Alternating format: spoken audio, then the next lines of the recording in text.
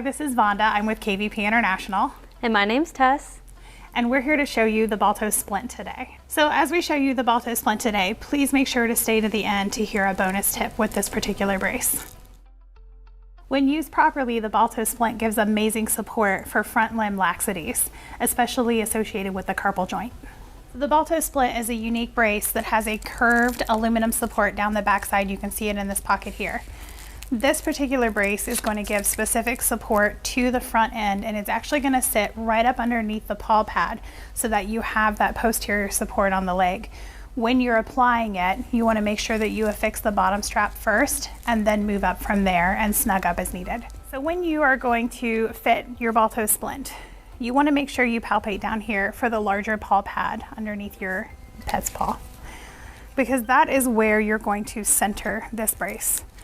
And they're essentially going to be walking on this one.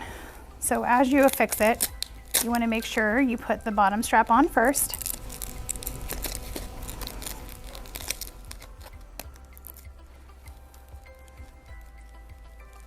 And then go to the top strap. Good boy. You're such a good boy, Boo.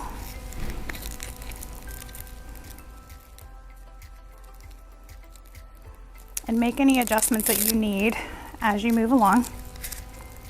And then they will actually step down on this brace so that when you have a patient that has that front end laxity, that they don't have the support from the tendons and ligaments up through the back side of that front leg, this brace is going to give them what they need to continue to have mobility. So what do I do if I order too big of a size or too small of a size? So if you end up with a size that doesn't fit your patient completely, then you want to get a hold of one of our team members at KVP Ortho, and we'll help you switch it out for the correct one. And how do I select the correct size? So after you get your measurements of your carpal joint and the length of the leg, if you are between sizes, like between a small and a medium, go with the little bit smaller size. That way you still have the support, but not too big a brace. What age is recommended for use for these braces? So we don't necessarily have an age recommendation. I would just work with your veterinarian on the best fit and the best opportunities for your patient. Can these braces be used in place of surgery? So if surgery is the best option for your patient, then you definitely want to talk with your veterinarian about those options. If you need to use these braces in the interim while you save up the funds for surgery, then it might be your best support product for that time. So how long can my pet keep this brace on, and are they able to sleep in it as well?